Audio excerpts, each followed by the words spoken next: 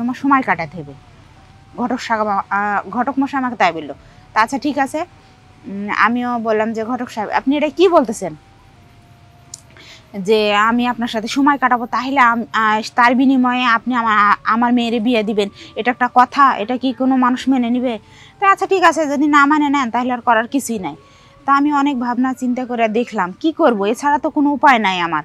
কারণ আমার মেয়েটাও বিয়ের বয়স চলে যাচ্ছে, এই টাইমে যদি বিয়ে না দিই তো শেষ পর্যায়ে আমার মতোই একটা মানে হয়ে যাবে। তা আমি অনেক ভাবনা মানে করলাম, টেনশন করলাম। তারপরে ঘটক সাহেবকে ফোন দিলাম যে ঘটক সাহেব সমস্যা নাই, আপনি যা বলতেছেন আমি তাতেই রাজি, তবে আমার একটা শর্ত আছে। তো বললো কি শর্ত? তো বললো আমি আগে আমার মেয়েরে বিয়ে দিবেন, আমার মেয়ের জীবনটা নতুন করে শুরু করবে, 1 মাস সংসার করবে, তারপরে আপনার আমি তার বিনিময়ে আমার জীবনটা বিলীন করে দিব। কারণ আমার জীবন তো আমি বুঝতেই পারতেছি শেষ হয়েই যাবে, এরপরে তো আমি আর দ্বিতীয়বার মুখ দেখাতে পারবো না। মানুষ যদি জানাজানি হয়ে যায় তাহলে আমি কি করব? তখন তো আমার মরা ছাড়া কোনো উপায় থাকবে না। তাহলে আমার মেয়েকে আগে আমি একটা কুলে লাগাই, তারপরে আমি আপনার সাথে সে কাজটাই লিপ্ত হব, তাই বললাম। তখন ঘটক সাহেব রাজি হইল। ঘটক সাহেব একটা ভালো দেখে একটা চাকরিজীবী ছেলের সাথে আমার মেয়ের বিয়ে দিল। আমার মেয়েরে নিয়ে ঢাকা শহরে তারা চলে গেল। আমার মেয়েটা সুখে শান্তিতে সংসার করতেছে। আমি এখন ঘটক সাহেবের সাথে যেটা কথা দিছিলাম সে কাজ করতে এখন আমাকে বাধ্য, কারণ আমাকে সে তার উপকার করছে। আসসালামু আলাইকুম, কেমন আছেন সবাই? আশা করি ভালো আছেন, আমিও ভালো আছি। আমার কিছু বাস্তব কথা তুলে ধরতেছি। আমার বয়স প্রায় 40। আমার একটা মেয়ে আছে, আমার মেয়েটাকে বিয়ে শাদী দিব চিন্তা ভাবনা করতেছি। তো আমার মেয়েটা দেখতে অসুন্দর, এখন হচ্ছে যে বিয়ে শাদী হয় না। তো এখন ঘটকের কাছে অনেক ছেলে আছে, কিন্তু আসলে আমার মেয়েটা অনেক কালো, এই জন্যে বিয়ে শাদী দিতে পারতেছি না। এখন কি করা যায় সেই চিন্তা ভাবনা, মাথা অনেক মানে টেনশান, কি করব। তারপরে একদিন ঘটকের সাথে কথা বললাম যে ঘটক সাহেব আমার মেয়েটার তো বিয়ে শাদী দিতে হবে, তো কি করা যায় বলেন। তো ঘটক বলল যে শুনেন, কি করবেন, আপনার মেয়েরে তো মনে হয় 500টা ছেলে দেখাইছি, তা আপনার মেয়েরে ওদের পছন্দ না, কারণ আপনার মেয়ে কালো। তো এর জন্য আমি কি করতে পারি, তারা তো পছন্দই করে না। তখন ঘটক বলিচ্ছে যে আমি একটা বুদ্ধি দিতে পারি। তা আমি বললাম কি বুদ্ধি ঘটক সাহেব? কয় আমি তোমার মাইয়ারে বিয়ে দিয়ে দিতে পারি, কিন্তু একটা শর্ত আছে।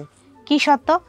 তো কয় সত্যটা বলবো, মন খারাপ করবা না বা রাগ করবা না? তো আমি বলছি না না, রাগ করবো না, যেহেতু আমার মেয়ের বিয়ে নেওয়া কথা, তাহলে রাগ করবো কিসের জন্যে? আমার মেয়েটা একটা নতুন জীবন পাবে। আমি তো অনেক কষ্টে সৃষ্টে মেয়েটাকে বড় করছি, আমার হাজবেন্ড নাই, এটা তো ভালো করেই জানো, তাই বললাম। তো আচ্ছা ঠিক আছে, সমস্যা নাই, তো আমার সাথে তোমার সময় কাটাতে হবে। ঘটক মশাই আমাকে তাই বললো। তা আচ্ছা ঠিক আছে, আমিও বললাম যে ঘটক সাহেব আপনি এটা কি বলতেছেন যে আমি আপনার সাথে সময় কাটাবো, তাহলে তার বিনিময়ে আপনি আমার মেয়েরে বিয়ে দিবেন, এটা একটা কথা? এটা কি কোনো মানুষ মেনে নিবে? তো আচ্ছা ঠিক আছে, যদি না মানে নেন তাহলে আর করার কিছুই নাই। তা আমি অনেক ভাবনা চিন্তা করে দেখলাম কি করব, এছাড়া তো কোনো উপায় নাই আমার। কারণ আমার মেয়েটাও বিয়ের বয়স চলে যাচ্ছে, এই টাইমে যদি বিয়ে না দিই তো শেষ পর্যায়ে আমার মতোই একটা মানে হয়ে যাবে। তা আমি অনেক ভাবনা মানে করলাম, টেনশন করলাম। তারপরে ঘটক সাহেবকে ফোন দিলাম যে ঘটক সাহেব সমস্যা নাই, আপনি যা বলতেছেন আমি তাতেই রাজি, তবে আমার একটা শর্ত আছে। তো বললো কি শর্ত? তো বললো আমি আগে আমার মেয়েরে বিয়ে দিবেন, আমার মেয়ের জীবনটা নতুন করে শুরু করবে, 1 মাস সংসার করবে, তারপরে আপনার আমি তার বিনিময়ে আমার জীবনটা বিলীন করে দিব। কারণ আমার জীবন তো আমি বুঝতেই পারতেছি শেষ হয়েই যাবে, এরপরে তো আমি আর দ্বিতীয়বার মুখ দেখাতে পারবো না, মানুষ যদি জানাজানি হয়ে যায় তাহলে আমি কি করব? তখন তো আমার মরা ছাড়া কোনো উপায় থাকবে না। তাহলে আমার মেয়েকে আগে আমি একটা কুলে লাগাই, তারপরে আমি আপনার সাথে সে কাজটাই লিপ্ত হব, তাই বললাম। তখন ঘটক সাহেব রাজি হইল। ঘটক সাহেব একটা ভালো দেখে একটা চাকরিজীবী ছেলের সাথে আমার মেয়ের বিয়ে দিল।